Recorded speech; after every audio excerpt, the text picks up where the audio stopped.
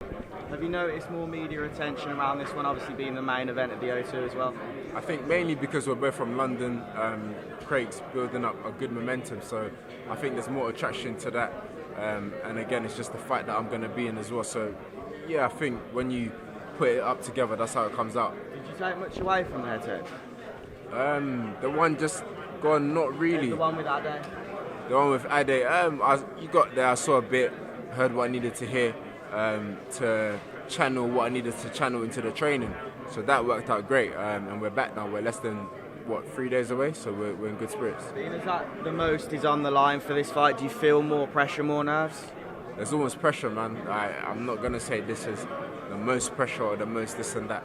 It's a fight at the end of the day, so, and I say the pressure that I put on myself, it's nothing like what you guys put on us as the athletes. Virgil Hunter in your corner, how much does his knowledge of the game and experience in these big fights help you going into it? It's a big plus, hence why he's my head coach. If not, I would have just stayed in London and kept on doing what I was doing, but I felt an addition needed to be done, and he was the man. Do you think that'll help you get the better of Craig on Saturday night? I mean, you pick a good coach because you think they can teach you what you need to learn and what you will need to develop as a fighter. So yeah, I feel it's the right move. Eddie and yourself keep talking about the switch that flicks on the day of the fight. Now, could you expand on that a bit more about you changing to a proper fighter and everything that comes with it? I never talk about this switch. When it's said to me, I could talk about it, but I don't get one day and just talk about it. But I think most fighters, where you're a certain way, and when it's time to fight, you switch on. Same with you. You're speaking politely and you're being nice and that, but I'm sure when you're not on camera and you're not doing your job or recording, you're chilled out. You're just doing what you got to do. So they want to say it's a switch. Of course it is, because what I fight like in the ring, I'm not like that outside the ring. So it's natural. It's nothing crazy. Appreciate that. Josh, how much better is Craig than the guys you fought before, amateurs and pros? Again, like I said, Gul, for me it's an important fight. I'm not looking to say this is the hardest guy, this is that.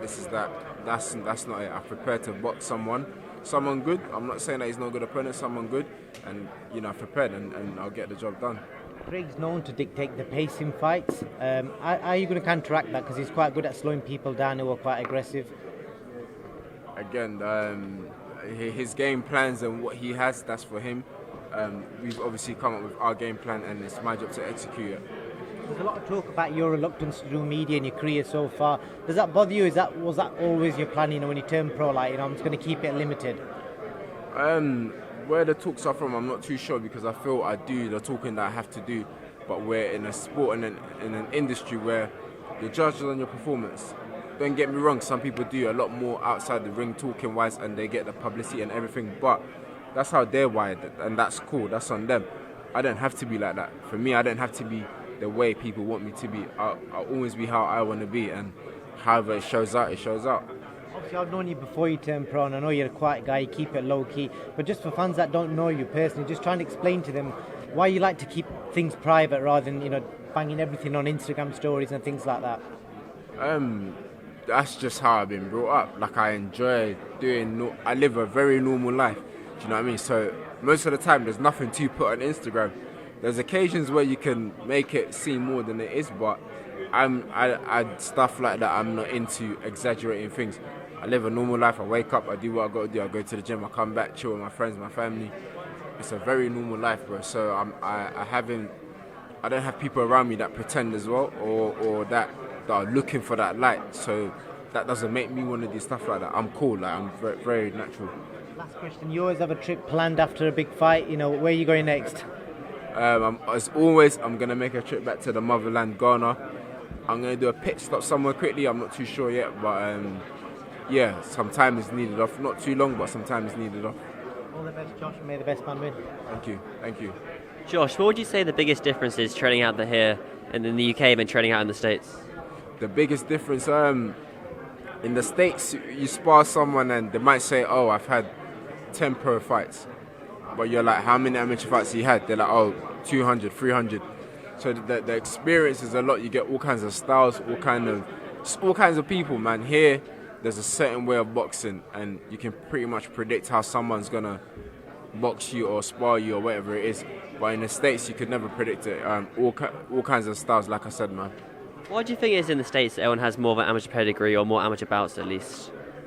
Well, recently I found out, and it's the thought that in their Olympic team, you're meant to be there just under 20 or so, whereas in Europe, or let me say Great Britain, we have guys that are like, I went to the games at 23.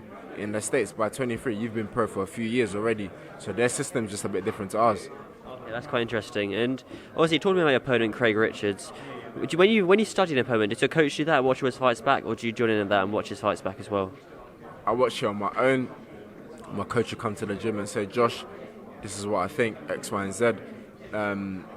You do your part, he does his part, you come together, you make it work. And do you watch boxing outside of your own training and your own fights? Yeah, I'm a fan of the sport. Big fan of the sport, man. You know what I mean? So I'm a big fan of the sport. I watch myself, I watch other people, but mainly the time and the effort is put into what I'm doing and studying the greats and how they did things and how I can apply that to myself. Okay, that's very interesting. And the prediction for Saturday night, how does it all go down then? But Joshua Buatsi win. I win the fight, man. Again, I'm not here to say how, this, that, but I win the fight. Awesome. Thanks for your time, mate. Thank you.